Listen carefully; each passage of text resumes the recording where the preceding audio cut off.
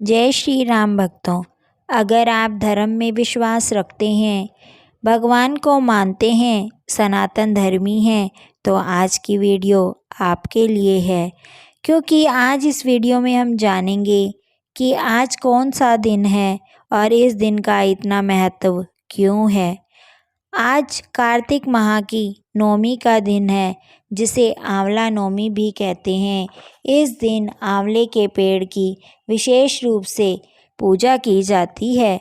आंवला नौमी पर परिवार की सुख समृद्धि के लिए विधि विधान से आंवला नौमी की पूजा की जाती है। आइए भक्तों, जानते हैं कि आंवला नौमी कब मनाई जाती है और इसके पीछे क्या कहानी है, कैसे आंवला नौमी पर आंवले की पूजा की जाती है। अगर आप जानना चाहते हैं तो इस वीडियो को अंत तक ज़रूर देखें। अब बात करते हैं कि आंवला नौमी कब मनाई जाती है। कार्तिक माह की नौमी को ही आंवला नौमी कहा जाता है।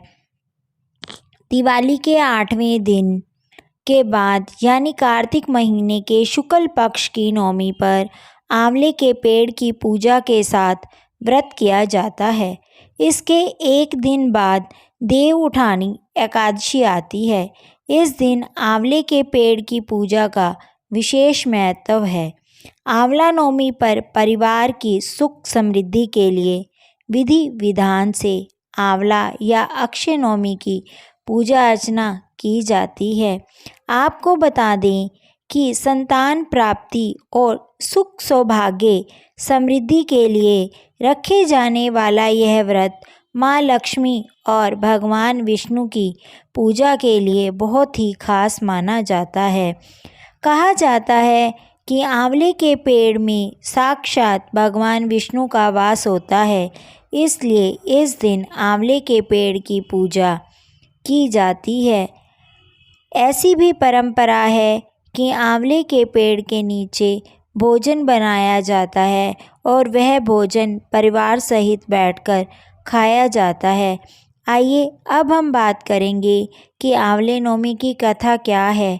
क्यों आंवले नौमी के दिन कहा जाता है कि आंवले के पेड़ के नीचे बैठकर भोजन बनाना चाहिए।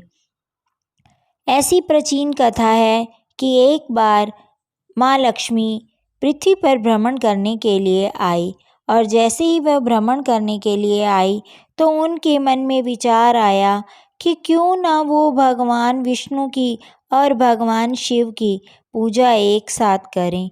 ऐसा विचार कर वो सोचने लगे कि किस तरह से मैं भगवान विष्णु और भोलेनाथ की पूजा एक साथ कर सकती हूँ। तब उन्हें याद आया कि तुलसी और बेल के दोनों ही गुण आंवले में होते हैं।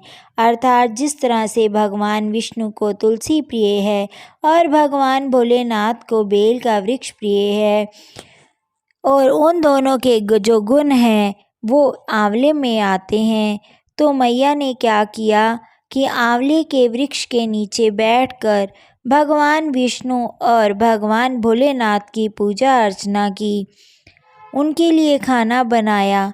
तब साक्षात भगवान विष्णु और भोलेनाथ प्रकट हो गए और उन्होंने महालक्ष्मी के द्वारा बनाया गया भोजन ग्रहण किया।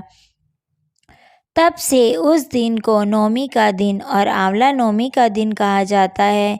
तब से यह प्रथा चल पड़ी कि उस पेड़ के नीचे अर्थात आंवले के वृक्ष की जड़ के नीचे अगर कोई भी व्यक्ति बैठकर भोजन करता है तो उसको सुख समृद्धि के साथ साथ संतान की प्राप्ति होती है और भगवान विष्णु और भगवान शिव की असीम कृपा प्राप्त होती है।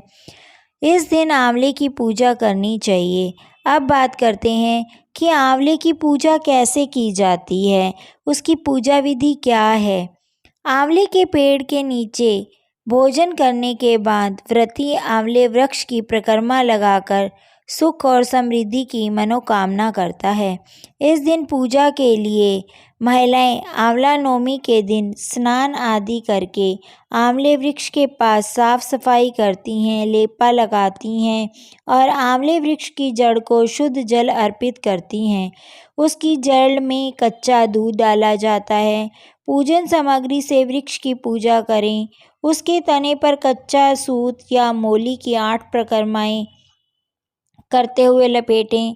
कुछ जगह 108 परिक्रमा भी की जाती हैं। ऐसा भी कहा जाता है कि इस दिन आंवले पूजा और व्रत करने से मिलने वाला पुण्य कभी खत्म नहीं होता, इसलिए इसे अक्षय नवमी भी कहा जाता है। इस बार यह व्रत 21 नवंबर 2023 को यानी कि आज है। आप सभी भक्तजन जो आंवले का व्रत ना रख सकें, वो केवल आंवले के वृक्ष के नीचे जाकर उसकी जड़ के मिट्टी से अपने मस्तक पर तिलक कर लें, जिससे आपको आंवले नवमी का फल मिल जाएगा। अगर आपको ये कथा अच्छी लगी हो तो मेरे चैनल को लाइक, शेयर और सब्सक्राइब ज़रूर करें और ऐसी ही भगवान से जुड़ी हुई जानकारी और कथाएं सुनते रहें। बोलिए ओम नमो भगवते वासुदेवाय। ओम नमो भगवते वासुदेवाय।